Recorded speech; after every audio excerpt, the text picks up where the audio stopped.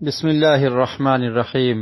الحمد للہ والصلاة والسلام علی رسول اللہ۔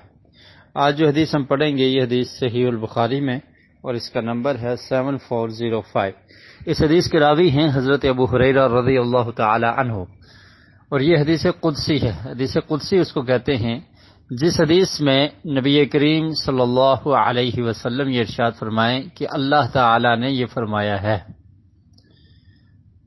تو فرماتے ہیں انا عند ظن عبدی بی وانا معه اذا ذکرنی فان ذکرنی فی نفسه ذکرته فی نفسی وان ذکرنی فی ملأ ذکرته فی ملأ خیر منهم وان تقرب الی بالشبر تقربت الیہ ذراعا وان تقرب الی ذراعا تقربت الیہ باعا وان آتانی یمشی اتیته ہرولۃ۔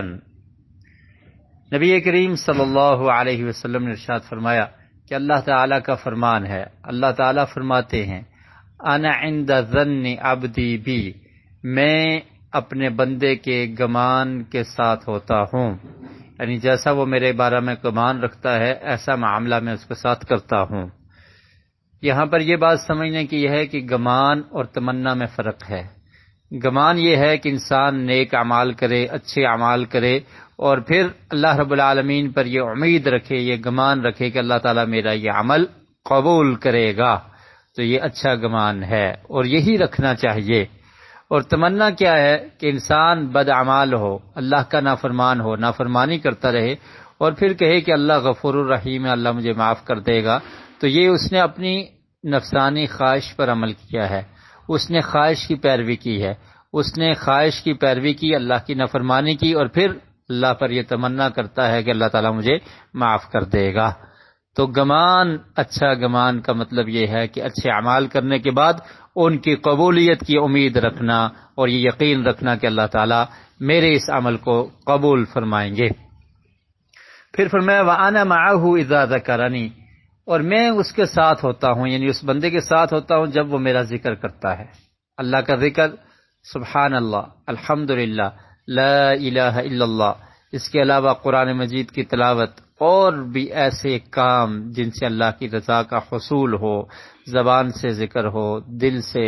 ذکر یعنی شکر ادا کرنا باطن سے، اور اسی طرح اپنے اعمال سے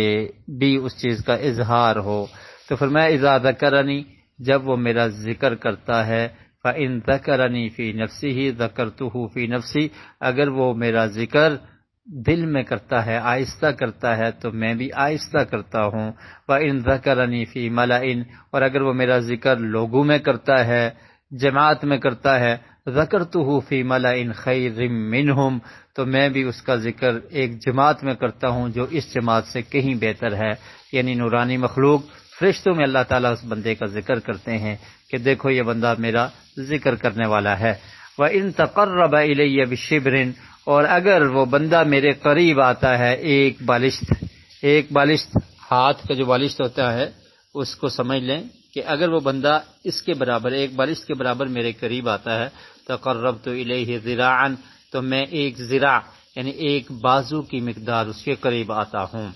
وَإِن تَقَرَّبَ إِلَيَّ ذِرَاعًا، اور اگر وہ میرے قریب آتا ہے ایک بازو کی مقدار، تقربت الیہ، تو میں اس کے قریب ہو جاتا ہوں باعًا، دو بازوں کی مقدار میں۔ وَإِنْ آتَانِي يَمْشِي، اور اگر وہ میرے پاس چل کر آتا ہے، أَتَيْتُهُ هَرْوَلَةً، تو میں اس سے زیادہ تیز، یعنی جس کو کہتے ہیں جھپکنا اور اس طرح تیزی سے چلنا، اس کو ہرولہ کہتے ہیں، تو میں اس طرح سے اس کا استقبال کرتا ہوں۔ یہ اللہ تعالیٰ کی رحمت ہے کہ جو انسان اللہ کے ذکر میں مشغول رہتا ہے، اللہ رب العالمین اس کا تذکرہ کرتے ہیں، اور جس کا اللہ تعالیٰ تذکرہ کریں اس کی کیا شان اور کیا فضیلت ہے۔ اور پھر فرمایا کہ جو انسان اللہ کے راستے پر چلتا ہے،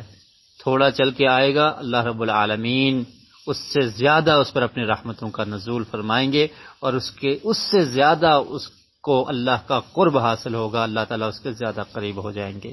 اللہ رب العالمین ہمیں احادیث کو سمجھنے کی اور ان پر عمل کی توفیق نصیب فرمائے۔